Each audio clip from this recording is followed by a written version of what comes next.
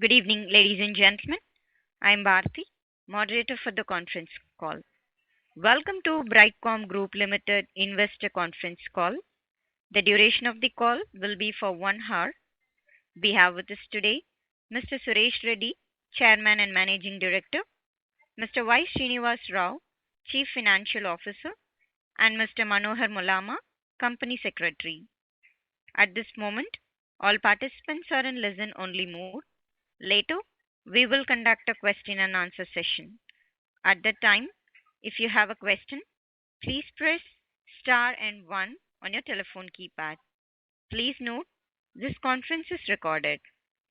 Before we go ahead with the conference, Brightcom Group would like to mention that during the conference call, certain statements in this call reflecting Brightcom's future growth prospects are forward-looking statements which involve a number of risks and uncertainties that could cause results to differ materially from those in such forward-looking statements. The company does not undertake to update any forward-looking statements that may be made from time to time by or on behalf of the company. Now, I hand over the floor and I forward this call to Mr. Y. Srinivas Rao, who will update us on the financial aspect of the call. Thank you, and over to you, sir. Thank you, ma'am. Good afternoon, ladies and gentlemen. It is a pleasure to speak to you all. I briefly explain the financials for the quarter ended 30th June 21. In Q1 of financial year 21-22, the revenue for the quarter one was rupees 654.05 crores, registering a growth of 2.27% on year-on-year and a decrease of 6.4% on quarter-on-quarter. EBITDA for the quarter one of financial year 21-22 was 203.96 crores, registering a growth of 6.4% on year-on-year and a decrease of 16.8% on quarter-on-quarter. PAT for the quarter ended 30th June 21 was 105.55 crores, registering a growth of 4.11% on year-on-year and decrease of 24.6% on quarter-on-quarter. Revenue from digital marketing segment for Q1 of financial year 21-22 was 566.07 crores, registering a growth of 7.89% on year-on-year and a decrease of 8.2% on quarter-on-quarter. Profit before tax from digital marketing segment for Q1 of financial year 21-22 was 142.79 crores, registering a growth of 3.18% on year-on-year. Revenue from software development segment for Q1 of financial year 21-22 was 87.97 crores. This is briefly the summary of the financial for the quarter, for the first quarter. We have received some questions from the investor through mail. I briefly explain some of them. When we come to the receivables on consolidated basis, our total receivables are stable at 138 days on year-on-year basis. The receivables in digital marketing segment has been decreased to 131 days from 137 days. Out of the total receivables of 1,084 crores, digital is 914 crores, the software is 170 crores. And this is briefly about the receivables. Now I hand out phone to Mr. Suresh Kumar Reddy, Managing Director. Thank you, Sargar. Thanks a lot, all the callers today. I hear we have full house, a lot more than the usual number of callers. And thanks again for the confidence and the support. So that said, let me just get into the call itself. I think we've already published the numbers, and we've also got a quick update on the numbers as of last quarter from YSR. Now, I just want to focus a little more on the business today. We've had some very interesting things going on. So just from the update perspective, yes, we brought in a new head of publishers. There's been an expansive, huge growth of publishers. A lot more happening in terms of number of publishers, which is contributing to significant jump on the traffic that's flowing through the system. So that has been, which is now beginning to show starting July in terms of revenues and profitability and such. So we are all very excited, and this is one of the historic calls from the company's organic growth perspective. I'll explain more as we go. So that said, we've also signed up as MCM partner of Google. I think we've had an update to you guys, to all the shareholders through the exchanges a while ago. And there have also been questions about where we stand in terms of the due diligence of the acquisition target that we announced. It's moving extremely well, both the financial accounts diligence as well as the legal diligence. We have two separate teams, as I have mentioned in the past. Ernst & Young has been doing the diligence for the financial front, and then we have Tempus, which is doing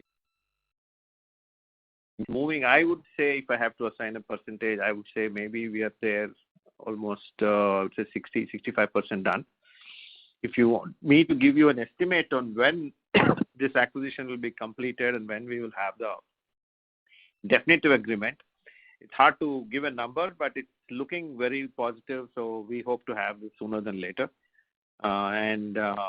Also thing to consider is this company has been growing, and it looks like a great, overall industry itself has been doing extremely well, and they are looking, almost 25% stronger compared to when we had originally started doing the conversations. All good in that front. So we are pretty happy with that activity there. Other stuff to report in terms of bonus, I think we got a shareholder approval. We got a few exchanges approval, all the exchanges approval. So the control date was 20th, and I think we should see the shares fairly soon. There are some paperwork that needs to be done. It's going on as we speak. I'm sure Manohar can give you a better update on the details there. And then similarly, our of shares has been approved by the shareholders, and however, due to a lot of paperwork and exchange, we were not able to get this all done before the bonus. So the preferential issue of shares, that is about 12 odd crores of shares, they will not get a bonus. So that's we've taken a call that they will not get a bonus. So those shares will be issued later after the bonus. So in a way, it should help a little on the dilution side. Then coming to a couple of other things. BeLocal has been another great story to tell because it's picking up a lot of steam. I think July and August have been banner months for BeLocal as well. So broadly, I wanted to talk a little more on the cash flow and how it has been, how the business has been kind of at a flattish growth rate in the past, I would say almost 3-4 years.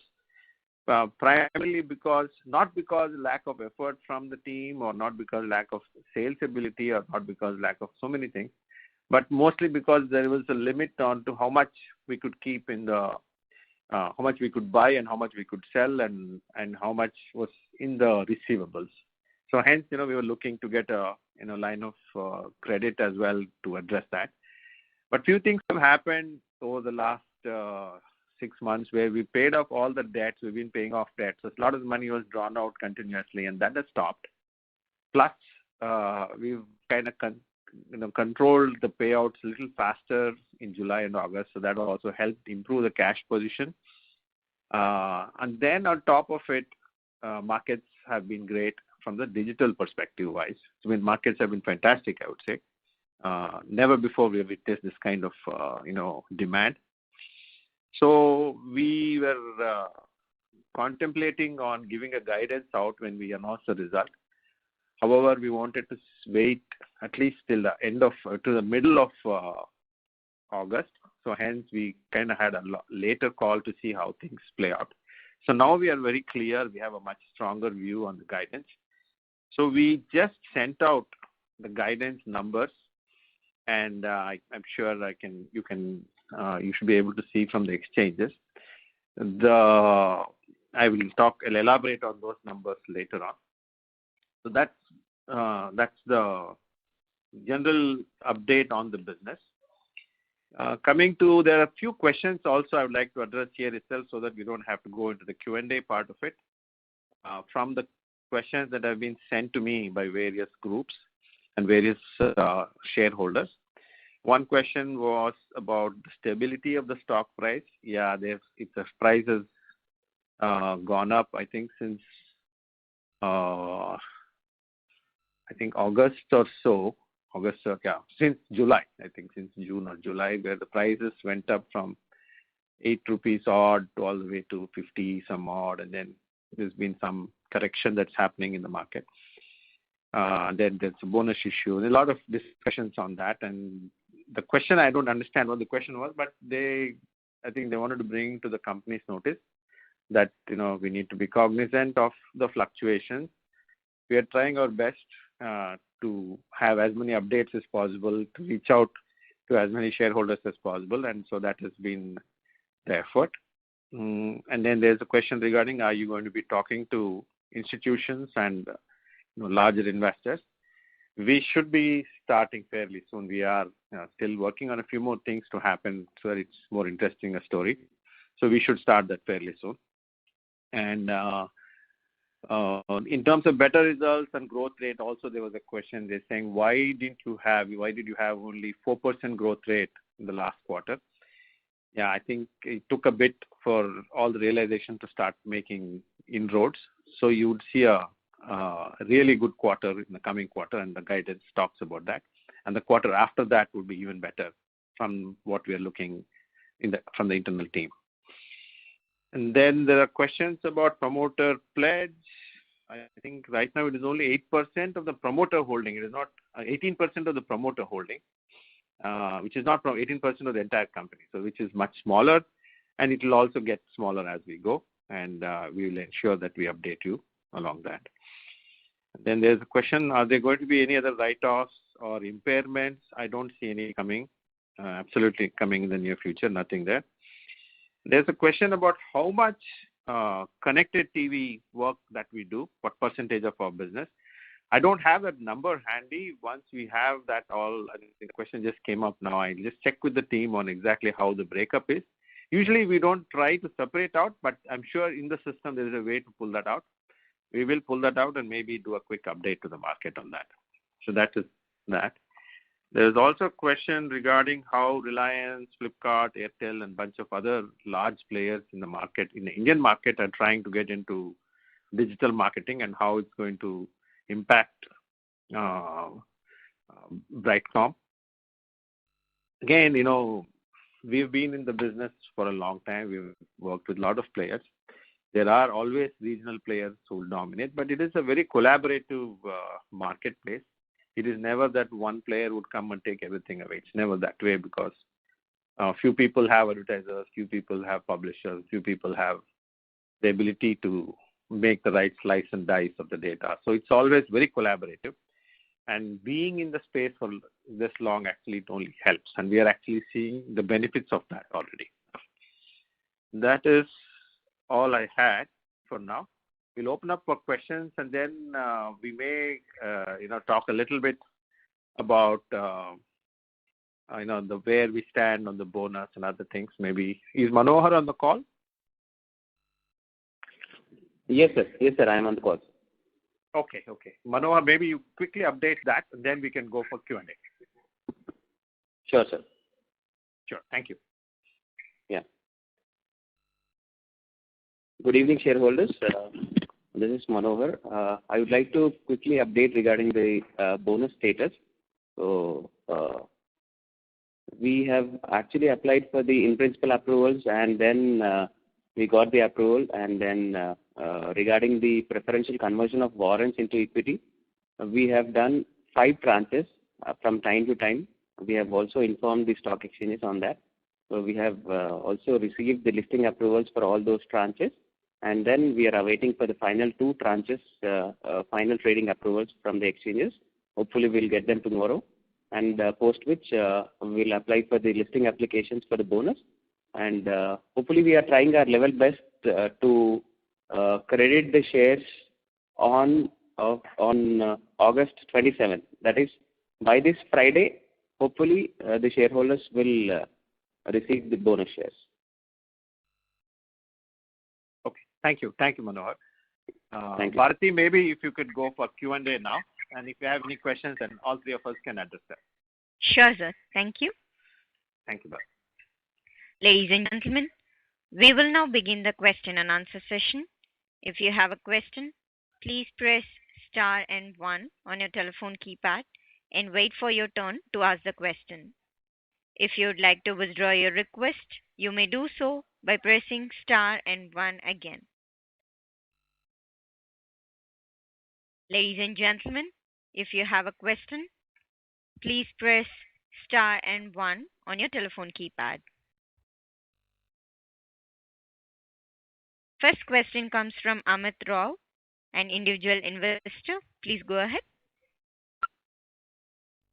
Hello. Yeah. Hi, Mr. Amit. Please go ahead. Yeah. Hi, Suresh. First of all, I'd like to congratulate you and the management and all the fellow shareholders for the wonderful fleet of achievements that the company is doing and the developments that the company is making in last 1.5 years. Thank you. Thank you very much. Just now, before 15-20 minutes, half an hour, the company updated. There was an update from the company on the revenue, EBITDA, PAT outlook for the coming 3 quarters, and it was unbelievably amazing to see that. Can you throw some light how we are going to achieve it organically, and it does not even include the acquisitions of the company? And also, can we throw some light on the domestic standalone business, how we are able to boost it going forward? That would be it. Sure. Thank you. Sure. Thank you. Thank you very much, Amit. So just to I knew this question was going to come, so I didn't on the main presentation. So this has been done after work and analysis of the market. See, few things have happened. See, one is we have increased both the number of advertisers and the number of agencies that we work with over the past, I would say, 6 months. And then there's significant jump in the number of publishers we've had. We've actually done a great job in recruiting a lot more publishers of all sizes, including long tail as well as significant larger publishers that have come on board. Plus, the product Be Local has been very well received, extremely interestingly seen, and plus we're getting higher payouts on those. So publishers are also very happy on that. And so these are some of the things that are at the base level in terms of the demand in the market. The demand has just been a huge growth, plus the pandemic as well. And then on the other side, see, we were constrained, like I was talking during the call, we were constrained by some of the cash being taken out by the company continuously to pay off past debts, which has stopped because we are now debt free and that money is being routed. And then we have also some of the money that has been coming into the company, part of it we have allocated towards meeting these demands. So that has also started to produce some results. So now we are very confident we are looking forward at a much different company and much more different market, and hence the revenues that we talked about. I would not get into all the details because anybody can read them. What are at a broad level? But the broad level, this quarter we are expecting around 200 crores of PAT. I think there is a range the team has put together. And then we are expecting around 350, 360 in the December quarter, which is our biggest quarter all the time, every year. Yeah. And then again, Q4, we are expecting it to be around give and take around 245, 250 is what our expectation is. And then this range has been calculated based upon taking all the factors into account. And so this is broadly the high level. And the details we can talk later, I guess. This is just the high level view of it. Yeah, that would be it. And also, if you can throw some light on the recent acquisition announcement that you made in the domestic business, and how we plan to boost the standalone business going forward. Yeah, see, the idea of this acquisition was to strengthen the standalone, to be very honest. So we would first bring it in as an acquisition, and then we would merge these two into the parent. So the standalone, not just the numbers wise, but also to work together as a larger team, to work together as a well-functioning, a scalable team is the objective there. To take on all this growth, both from the organic as well as inorganic initiatives that we are working on. In fact, I didn't get a chance to update on my trip to New York, so where I talked to, where things are moving very well on the digital audio side. So that would also require, support from the back end. So all these are coming together very nicely.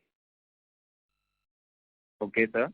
And I wish you all the very best. Thank you very much. Thank you, the management, the overall company, and we are doing wonderfully well. And I feel proud to be the shareholder of the company, and so thousands of more shareholders would be. Thank you. Thank you, sir. Thank you very much. Appreciate it. Thank you, sir.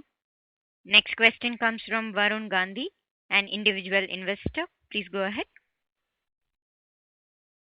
Hello, Suresh, sir. Yeah, hi, Mr. Varun. How are you? I'm doing great, sir. Sir, I had a question regarding the financial statements of FY20, where the cash flow from operations had significantly reduced, and due to a 300 crore odd outflow from cash flow from operations under the statement short-term loans and advances. And if I go into the balance sheet, I could not see any effect for that same transaction. Okay. So you are saying you're talking about the advances given to publishers? Maybe Vaisar Garu, can you elaborate exactly where does it come in? We talk about the same approach. Sure. Mr. Gandhi. Yes, sir. Actually, if you go through the balance sheet on 31st March 20. Okay. Advances to outstanding on 31st March 19 was 683 crores. These were the advances given by our 16 subsidiaries across the globe for media buying or other purchases. Out of that, some amounts were given as additional advances during this year. That is 305 crores we have given to the new parties as an advances. That is outflow of cash in the cash flow. Whereas in some other companies, those concerned management, respect to CEOs of the subsidiaries have taken a view and set apart some advances as an impaired asset. That amount goes to around 336 crores. So if you see the cash flow, we have paid new advances for new parties, 305 crores. If you add to 683 crores with 305 crores, it is coming to 990 crores. Out of that, we have set apart 336 crores as an impaired asset in some other subsidiaries. That is 336 crores. If you reduce that, the net advances at a group level, if you take into the account of the all 16 subsidiaries, came down to 652 crores. So if you see the balance sheet, there is a net reduction of 31 crores compared to the 19. Right. But in cash flow, the actual cash flow of 300 crores, new advance were given to the new parties. Right. Which is in line with what is usually done, I guess. Yeah, correct. Right. So it's a part of the basic business. Correct, exactly. Yeah. We have given new advance of 300 crores and 336 crores is set apart. So net reduction is only 31 crores in the advances at the group level. Were you able You to got my understand? Does that clarify, or should we kind of put it on paper and it? No, I just wanted to understand if it's the part of the business or was it a loan given to a subsidiary. So it's a part of the business. No, The money it is part of the business. Right. The part of the business, we keep on giving advances for media purchase to get the price leverage. We give advance to the vendors. Got you, So sir. that is part of it. And my next question will be for Reddy, sir. Yes, please go. Sir, the promoter shareholding has been at almost 37%. Now, going forward, you have plans to raise more money. Yes, sir. And going forward, are we going to dilute the promoter shareholding, or do you see any consolidation happening with regards to promoter shareholding? There will be some consolidation that will happen with regards to, because there are some plans that we have that we want to do. So, and this will not happen immediately, but it will take, over the years, you will see promoters holdings start going back up again.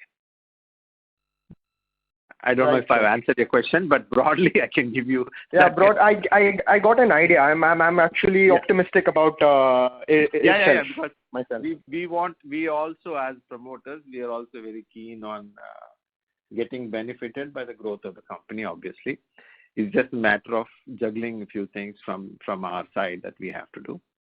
So that is why that will happen.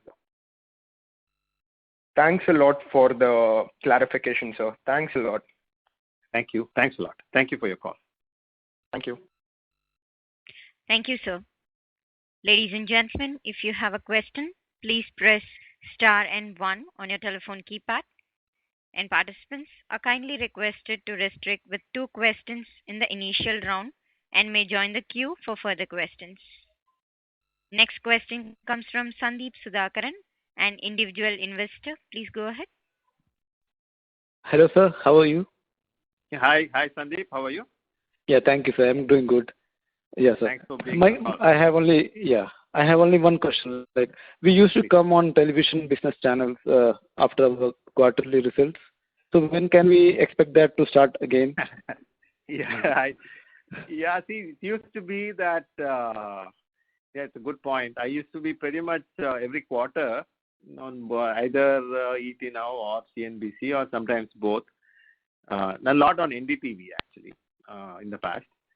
And then after we had a few outstanding lawsuits with DOM and all that stuff, and so we kind of cannot do much at that time on that front, since that is out of the way almost right now. So we feel it's time. So I'm just waiting for that event to happen, and then we'll be back on. So I just don't want to give any room by being on TV and then saying something that would be used against us in a legal situation. Hence, we were trying to stay out. I think it's not very far. It's a very winded answer to a very straight question. I'm sorry, but it won't take too long, Sandeep. It's fairly soon. Yeah, thank you, sir. Like, I remember, like, in NDTV Profit with Prashant, you were speaking. So hoping to see that soon. Every time. Very, very much. Yeah. Prashant from NDTV was definitely one of them. Yeah. Yeah. Thank you. Yeah, we can move to the next question. Yeah. Thank you. Thank you, sir. Next question comes from Soundra Raju from Pro Financial. Please go ahead. Hello, sir. Hello, sir. How are you? Hi. How are you, sir? I'm good, sir. Please go ahead. First, congratulations for good quarterly results. Thank you, sir. My question is on the acquisition front. Could you please give an update on the current status of acquisition? As in, when do you see it materializing? Which one? Acquisition. Acquisition. Yes. I did talk about it, sir. Basically, like I said, we are in the process of due diligence, right? Before you make an acquisition, we have to check all the claims that the company that is selling makes. You have to look at their financials. You have to look at their legal contracts. You have to look at business that they really have all those contracts that they claim. So it is a process. So we have hired a third party, two third parties to go there and actually start to, check all the numbers. So this is being done by Ernst & Young and Tempus Legal, as I mentioned during the call. And it is going very well. We are approximately, from what I hear from those people, they say it is about 60% done, sir. So we are in the process now. Since the announcement, we are almost now 2 months. So and give and take, I don't know how long it will take more, but my sense is it should not be too far. Once they give a green signal, then we'll move to the next stage of working through the definitive agreement, which may take a week or two. And once that is done, we will sign, and the first thing we will do is inform the market and the shareholders through the market changes, I mean. So to give you an exact date, because I don't know, because it depends upon how quickly they respond to the questions posed by the due diligence people and how well the whole thing. It is hard for us to give you a date, but usually, it takes about 4 months after signing. That depends upon company to company and complexities in the company. So that's where it stands, sir. Okay, thank you, sir. Thank you very much, sir. Thank you for the call. Thank you, sir. Next question comes from Deepak Poddar from Sapphire Capital. Please go ahead. Yeah, thank you very much, sir. So just wanted to understand, you spoke about strong profitability this year. So how about the cash flows? So can you throw some light on how do we see the cash flows in this year?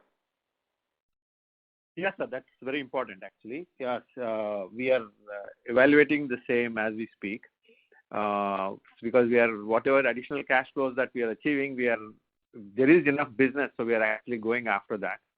But I'm very positive that this year's cash flows will be much more than what we have ever seen in the past. No two thoughts on that. In terms of actual numbers, I don't have them handy with me.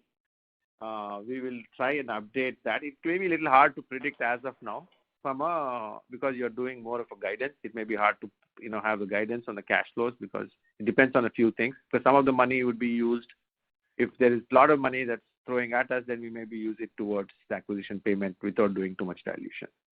And so since there are a few more acquisitions lined up, it all depends on what comes when and how it adds up. So it may be very hard to predict exactly how it plays out. I was only giving a guidance from a perspective of how the business is ramping up. Okay. Understood.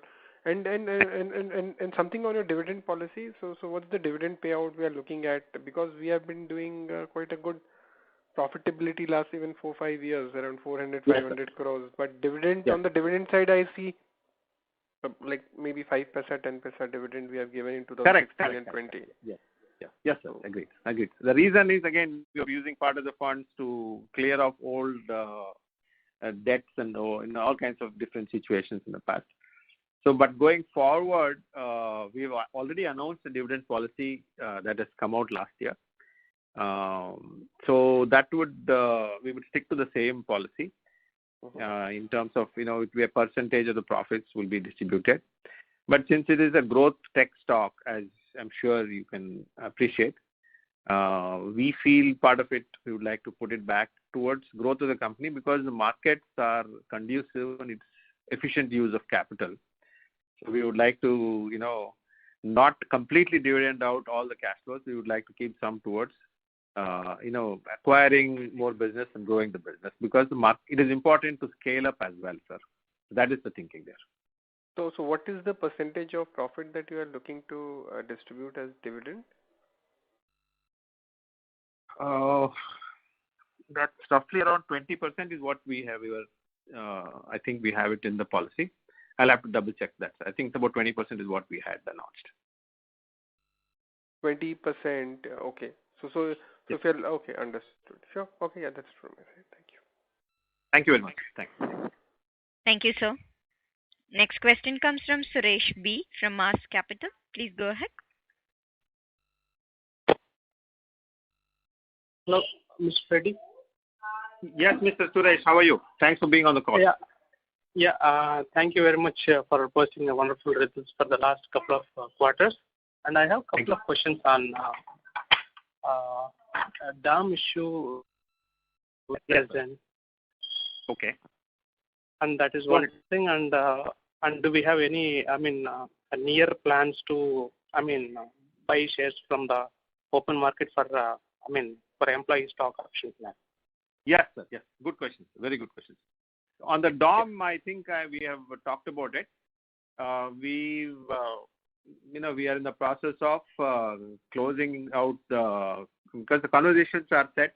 It's a matter of making that assignment of cash towards that payout and close that issue. So there is not much really. We have everything settled out. We have a settlement agreement ready to sign. It's a matter of wiring the money and closing it out. So I just restarted the conversations with them to close it. So that's in the works. So that should happen next month or two, maybe max, not more than that. So that is in the works. And then coming to your question regarding, what was your second point again? I lost. Yeah, on the employee stock option. The trust we are working on registering the trust and getting a bank account, a demat account, and all that is because it has been approved. So now it is in the process of doing all the requisite paperwork. And then once the paperwork is done, we will look at it. Definitely, the idea is to be able to have shares in there to be for distribution to employees as we go forward. So that is the reason why we set up the trust. We will buy it from the market. Okay. So, how soon it is going to happen, like to complete all the paperwork and all? Now. So this is, it should not be too long. I don't know the timing wise. Actually, we have been after the ROC, Register of Companies, registration, not registration, where we have to go in and register. I think maybe Manohar can update where we stand on that. And then once that is done, we will send a copy of the trust deed with the trustees and all the guidances in that. Then we have to get a PAN number. Then we have to get all those. May take a couple of weeks, maybe a month max. Not more than that. Okay. And my last question. Currently, 18% of the shares are still pledged, right? So where do we start? Still not 18% of the entire company, sir. I think there is a misunderstanding. Yeah. I clarified that. 18% of the promoter holding. Okay. Yeah, I got it. I'll correct myself. Promoters holding percentage is much smaller percent of that. So these are now. This is promoters' requirements that they have for their own, other needs. Nothing to do with the company. Okay. So this is not for, clearing the access use and all. Nothing. Everything is paid off. There is no debt. Okay. And this is not being used for company purpose. Okay. Thank you very much, Mr. Reddy. Thank you, sir. Thanks a lot. Thank you, sir. Next question comes from Alok Nath, an individual investor. Please go ahead.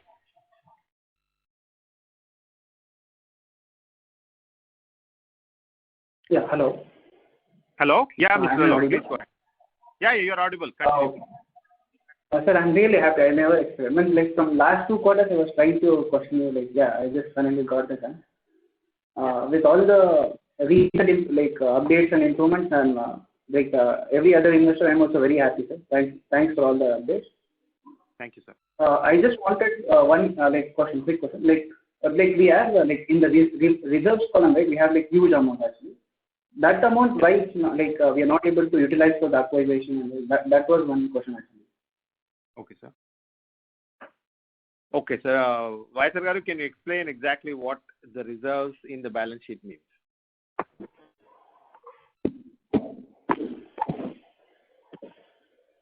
The reserves in the balance sheet are the result of accumulation of profits over a period of years. Normally, when we get the profits, we we add that amount into reserve as a part of net worth. But simultaneously, whenever we earn the profit, the money is utilized in the business and it is form of receivables, advances, and assets, fixed assets, intangible assets. Normally, say, for example, this year if we get, say, 400 crores profit, 400 crores is added to the reserve on the net worth side. The 400 crores is invested and in the form of different assets. That is, if you see the balance sheet right side, you can find fixed assets, intangible assets, investments to acquire new companies, and advances given for business purpose. So whatever reserves we are showing on the liability side, the 3,400 crores is already invested in different forms of assets. Okay, let me kind of clarify one more point, sir. Viceroy, let me just add a little bit from a non-finance perspective. Reserves doesn't mean cash reserves. So it means the funds that are in play in the company. Am I correct, sir?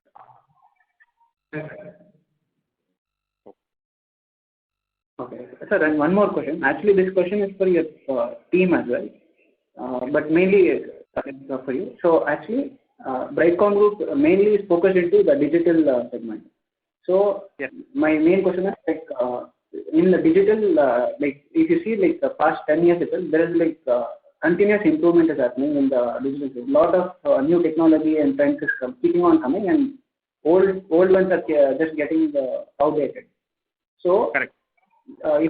Now coming to Brightcom Group, since we are focusing purely in digital only, like how are you, like how is the team prepared for this? Because like tomorrow there might be a new software or new technology that may be like completely new and like created.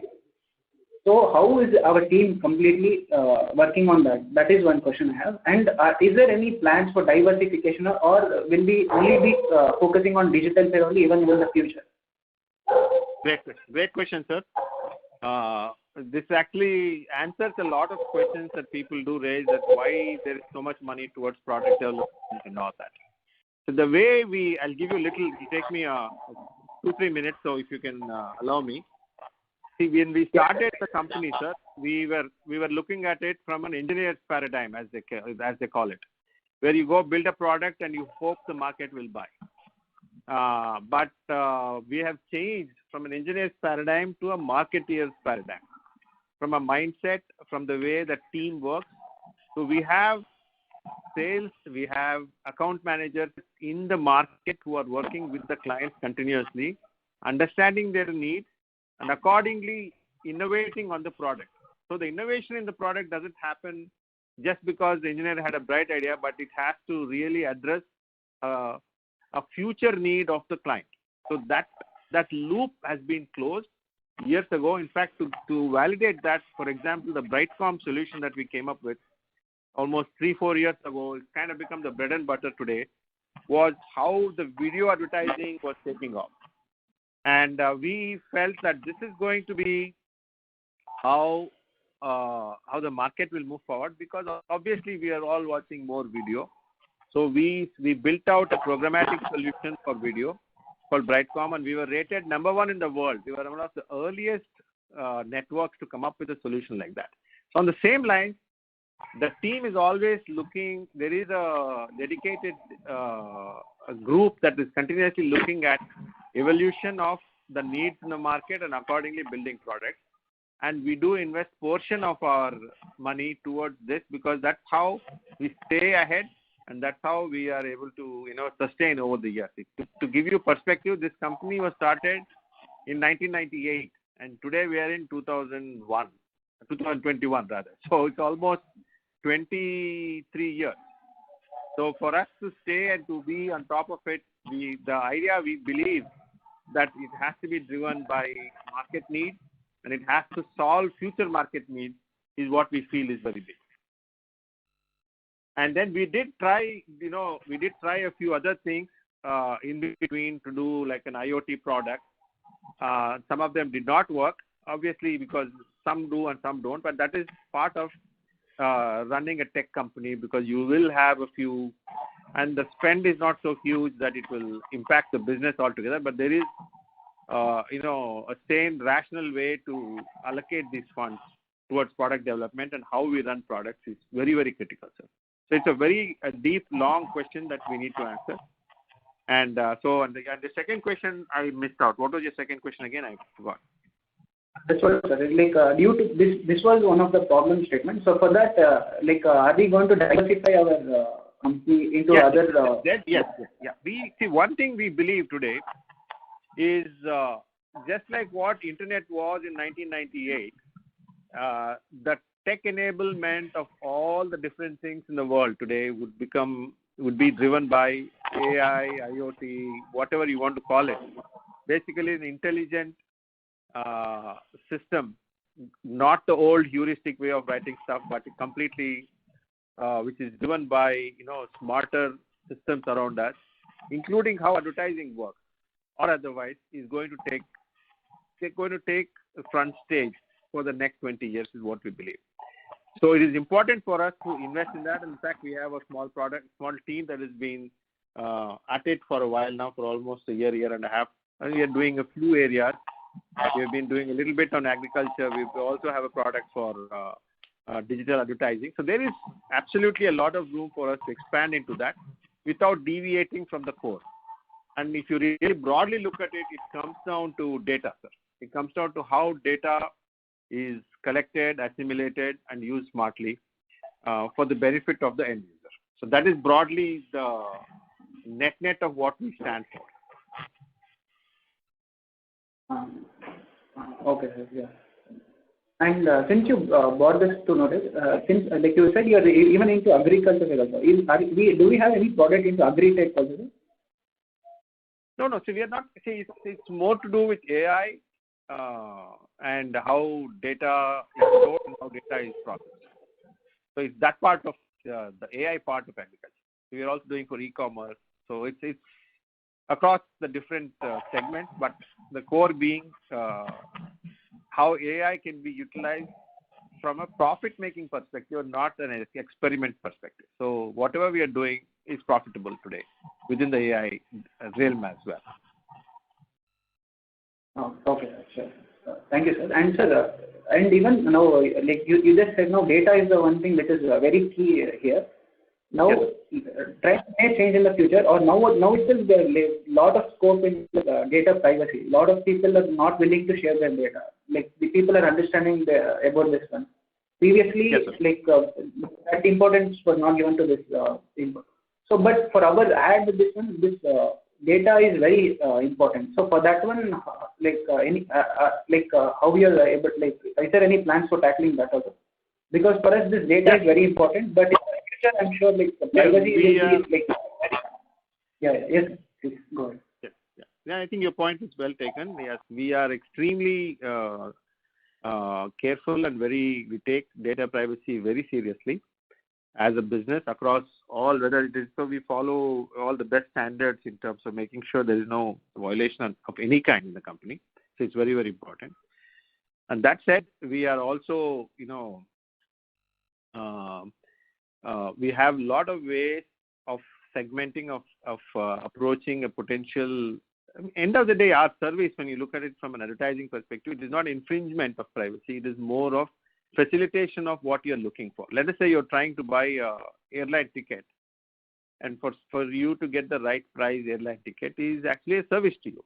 Or if you're trying to buy a new car, you get the best offer. So that is where the whole advertising and marketing comes from.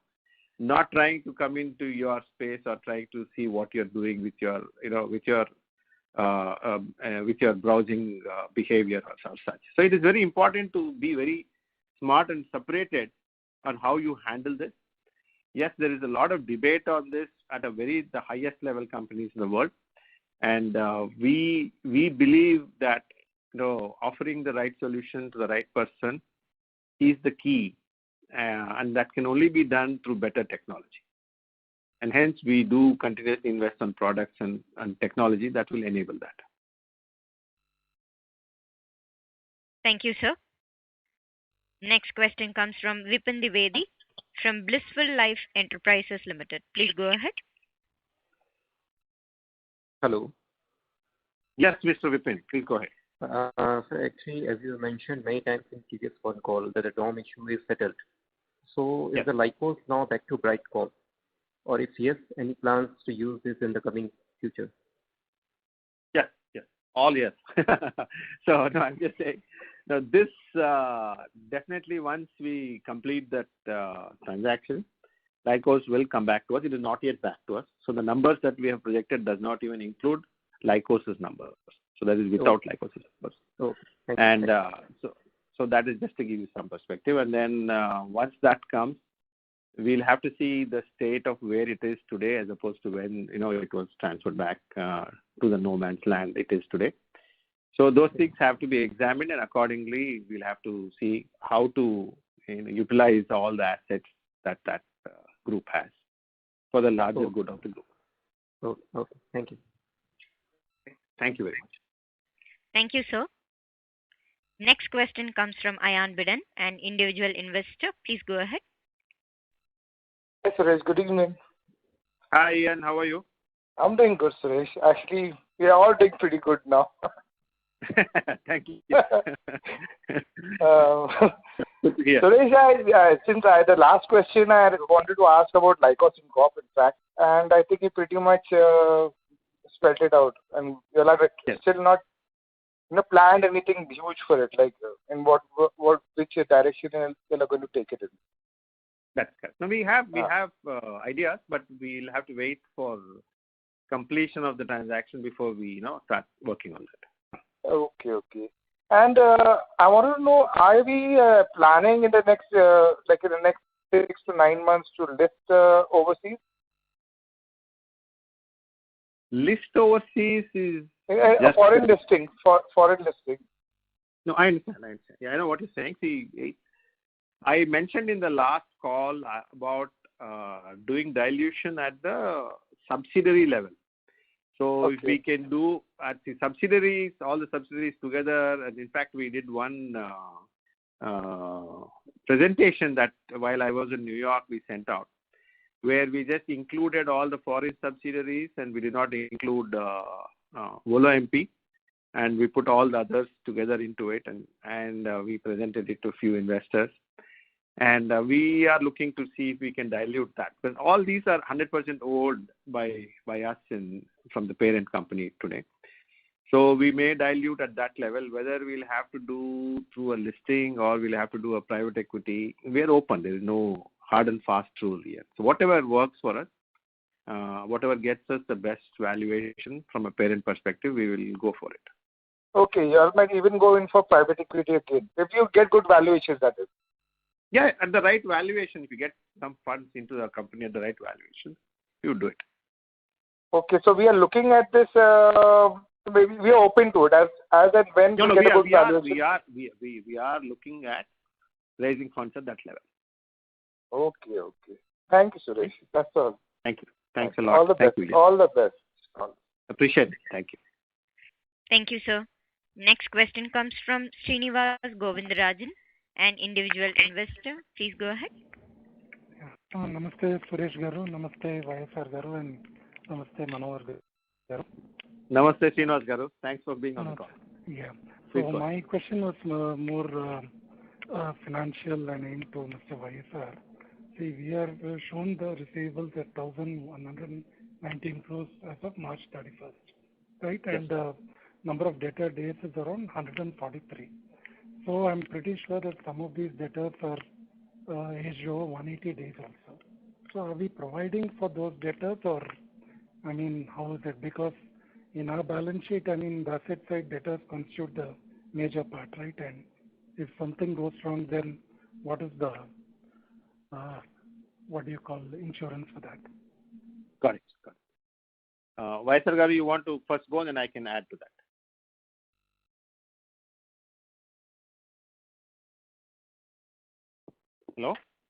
Hello, Srinivas Garu.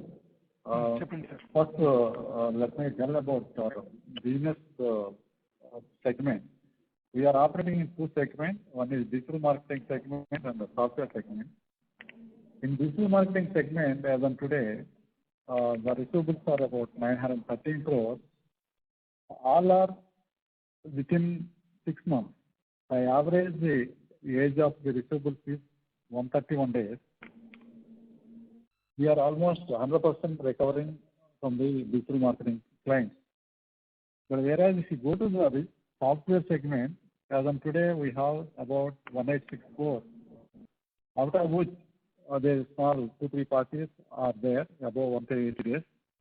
But we are regularly getting the money and getting the business from them. We are not worrying about the recovery. Due to this pandemic situation, there is slight delay even for 2-3 parties also. We are 100% assured to get the payment. As on today, all are good and receivable. This is what broadly I can tell. I think the MD can add some business point of view. Yes. Thank you, sir. Thank you. So, Srinivas Garu, the point is, I think Vice Garu explained very well. The point is, from the way business works, it is very common to have a gap between when we get funds and when we have to pay. So there is, so we are having to pay, on a very short term. In fact, end of the month every month for what was accumulated in that month. So that said, we are obviously, it's taking time for us to get the funds, and we have a very strong credit check policy across all our subsidiaries. We do not bring any advertiser on unless they have been vetted through a proper process, or an agency on unless it's been proper process. So the risk of non-payment does not exist. It is just the risk. There is just a delay, and it is preset terms. So, and depends upon the kind of campaign, so it's a mix of all these things that averages out to much lesser than 143 days if you only look at digital. It is looking at like 143 days, but because of the other part, it is getting all stretched out. This is broadly how it is worked out, and if you have questions, please go ahead and ask.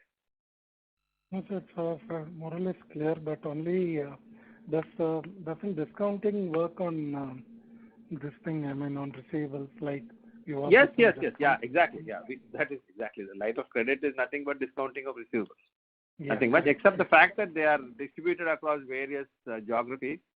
We thought it's better. It's hard to handle all these loans at different levels and use of funds. We were trying to do it at the parent level, where we get a central line which covers all the receivable financing. That is the idea. Right, sir. Thank you. Thanks for the clarification. Thank you, Srinivas. Thanks for being on the call. Thank you, sir. Last question for the day comes from Lal Singh from Chadha Transworld. Please go ahead. Yeah. Hi, Mr. Reddy. This is Hardeep Chadha. Yes, sir. How are you, sir? I am very fine, sir. How are you? Very good, sir. Congratulations, sir, on the fantastic quarter, and thank you for the opportunity. So I have two questions, Mr. Suresh Reddy. So one is specific and one is more of a generic question. The first is with regards to the preferential issue done to a few foreign portfolio investors and few other investors at the effective price of 31.17. So I just wanted to know whether this price is pre-bonus or ex-bonus price. See, when it was originally signed, the intention of the company was to try to see if we can get that done pre-bonus, and then issue additional shares to them. But since for various reasons, because we had to get approvals through shareholders and through exchanges, there are delays, and so we have talked to these FPIs, and we have told them this is the nature of the situation, and they have also seen how much demand there is for the business, and stock has done well and such, so they are okay. So this will be the price now, which is after the bonus is issued. So this will be they will not get any additional shares, additional 25%. So this is the ex bonus. Okay, wonderful. Okay. So the next question, Mr. Reddy, is with regards to the frenzy that is happening, especially in the US market with regard to the ad tech companies. There's so much money chasing all the ad tech companies all of a sudden. There's one specific company which I would like to highlight because it is somewhere a lot of features are matching with regards to our company. So there is the Iron Source. It is also based out of Israel. I'm aware of them. Yes. So they have revenue of $332 million and our revenue is $380 million. They recently got a valuation of $11 billion, which is almost 33 times the revenue of that company. So are we doing anything? Yes. It's a banner story for a SPAC merger, sir. Absolutely, absolutely. This is a banner. Yeah, I'm acutely aware of this. And yes. So my question, Mr. Reddy, is that are we doing anything to sort of latch onto this frenzy and benefit from it? Yes, we are. So I'm not able to elaborate anything on it yet. We are looking at all alternatives. If anything, immediately there is a development, we will inform the market. Definitely, we are looking at all options. Nothing is ruled out. So we are very acutely aware of all these different alternatives of financing that we have today. Yes, because when I look at some of these companies, our company is one of the better placed ones, the kind of valuations these companies are getting. Yes, definitely. Definitely. Thank you for the opportunity, sir. Thank you. Thank you very much, sir. Thanks for being on the call and thanks for the question. Thank you, sir. Thank you, everyone. Ladies and gentlemen, this concludes your conference for today. Thank you for your participation and for using Dur Sabha's conference call service. You may disconnect your lines now. Thank you and have a pleasant evening. Thank you, sir.